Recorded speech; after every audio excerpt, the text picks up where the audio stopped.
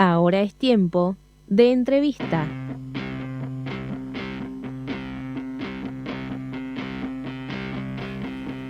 Bien, ya estamos en comunicación, me parece, no quiero macanear, con Viviana Beliú.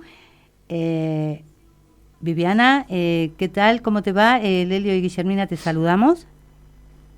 Hola, buenas tardes, ¿cómo están? ¿Cómo ¿Cómo estás? va? Bienvenida. Muy bien, muchas gracias por invitarnos nuevamente. Bueno, Viviana es psicóloga social, militante de Patria Diversa, ha estado en la movilización de 8M. A ver, vamos a ver, para comenzar, ¿cuál es el rol de la mujer en este momento, en este momento particular? ¿Cómo lo Qué ves? pregunta Es muy amplio Sí, y ¿no? compleja. muy duro. Y compleja, Sí, compleja sobre complejo. todo por lo que estamos atravesando, ¿no? Por lo que atravesamos como sociedad, por lo que hace un ratito nos decía nuestra compañera Julieta Matías en Claro. su columna de género. Así que, bueno, te escuchamos muy bien, digo, como para tratar de alguna manera de Totalmente. aportar, ¿no? Claro, creo que es, como vos decís, empezar por el contexto. Recién estaba mirando un poco la represión a los jubilados y a las Sí, jubiladas, lo cual, bueno, habla del nivel de crueldad con el que se está gobernando el país. Un poco también por eso, como respuesta, surge nuestra organización de Patria Diversa.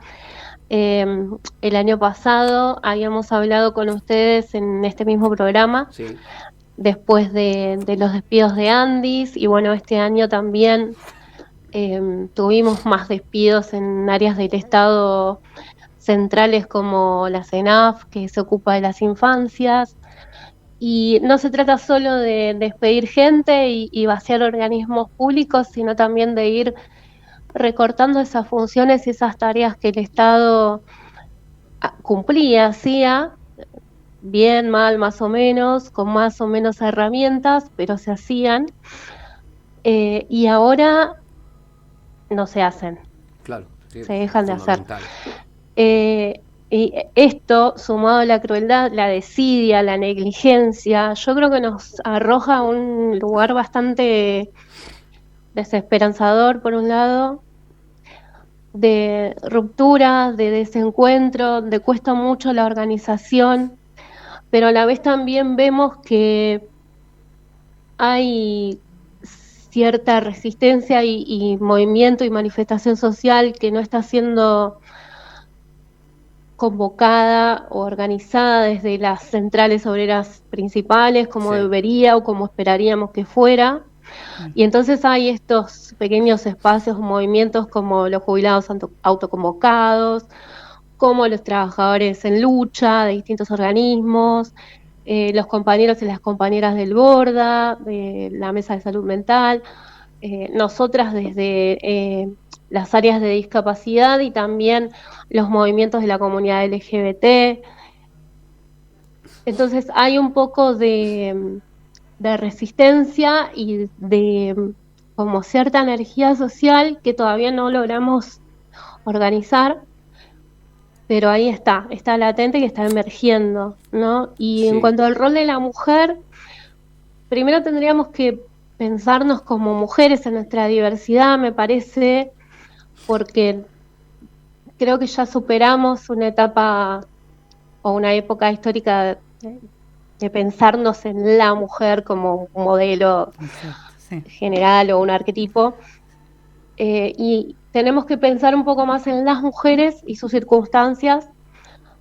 Por ejemplo, nosotras que tenemos o que convivimos con una discapacidad, o las compañeras que atraviesan otro tipo de discriminación por pertenecer a la colectiva LGBTI+. Entonces, estas particularidades también, tratar de convertirlas en nuestras fortalezas, en parte de nuestra identidad política.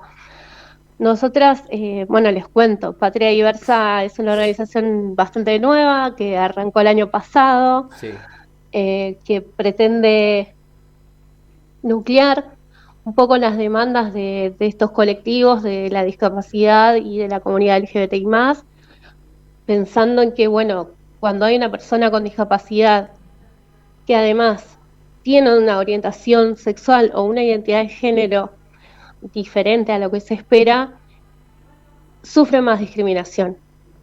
Entonces, y también, bueno, como que son los dos colectivos más atacados últimamente desde las áreas de gobierno, desde la política, desde el discurso de odio. La verdad que somos blanco permanente. Sí, es un ensañamiento de los ataques. Sí. Entonces, nos organizamos un poco nos refugiamos en esta orga nueva, que está como referente de Guadalupe Bargiela, joven, militante, con mucha potencia, y bueno, la acompañamos y nos acompañamos. Y en este sentido, sí. Bueno, me parece importante esto, ¿no? De pensar, ¿qué hacemos? ¿Qué hacemos a partir de esto? De cómo pensar a partir de la pérdida de un montón de derechos, de los ataques permanentes que recibimos desde las instituciones del Estado, la violencia institucional, la violencia verbal que es pública hacia nuestros colectivos. ¿Qué hacer, no? ¿Cómo revertir todo esto? Viviana, digo, en este periodo desde diciembre de 2023 hasta la actualidad que digamos que ha transitado este gobierno nacional con la vulneración de los derechos, ¿crees que hay más participación de personas en los diferentes colectivos, digamos, como que se han involucrado más a la hora de poder salir a poner el cuerpo o de manifestarse en redes sociales, digo, manifestar la disconformidad en redes sociales por la vulneración de los derechos? ¿Crees que eso, que ese número de personas se va incrementando o no? No sabría decirte si aumenta o no aumenta.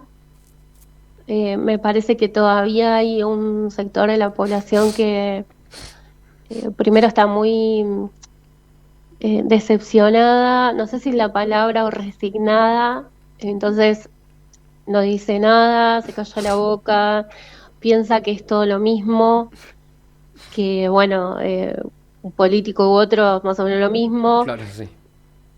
Y la verdad es que en las marchas o en los espacios de militancia nos vemos siempre las mismas caras.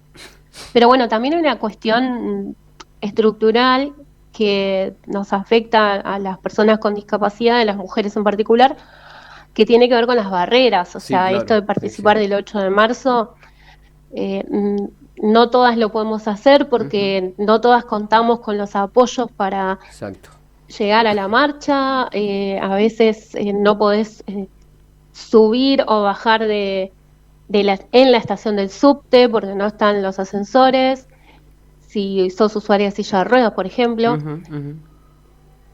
o no tenés una persona de apoyo que te pueda acompañar a la marcha, o en el caso de que te echaron del laburo, no tenés con qué pagar el transporte, básicamente como nos contaba una de las compañeras, que ella tuvo que dejar de ir a un montón de espacios de lucha porque se quedó sin laburo y no puede pagarse el bondi, básicamente. Sí, complejo.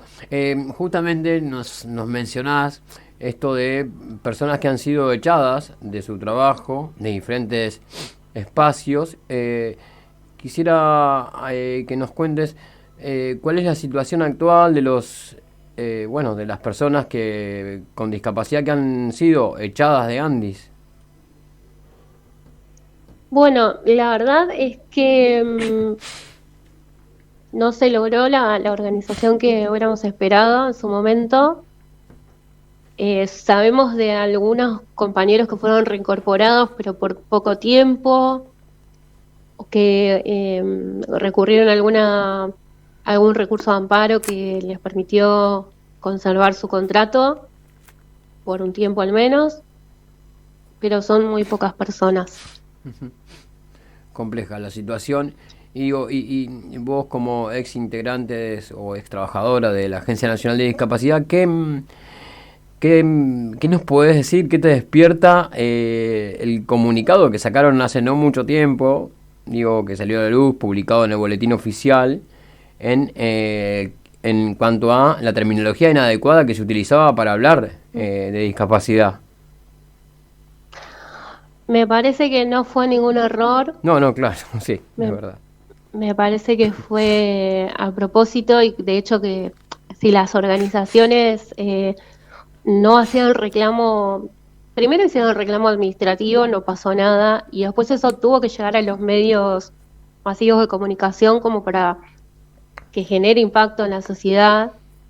Pero si eso no sucedía, no pasa. De hecho, todavía no se modificó, la resolución sigue estando vigente. Si esto no pasaba a los medios, no llegaba a ustedes los medios, creo que nadie se enteraba y se implementaba. O sea, es tristísimo, es una vulneración tremenda y es un ataque más a nuestro colectivo. Sí, y un retroceso absoluto, ¿no? También a muchos años hacia atrás, ¿no? Totalmente, pero es parte de un retroceso planificado. Sí. El modelo que ellos piensan del país, que es un país de 1910, agroexportador, con mucha gente afuera, sin acceso a la educación, a la salud, sin desarrollo científico, sin contemplar las particularidades de las minorías sociales como nosotros, las personas con discapacidad o las comunidades LGBTIQ+.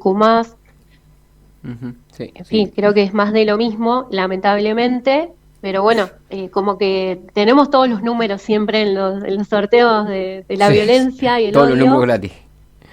Sí. Sí.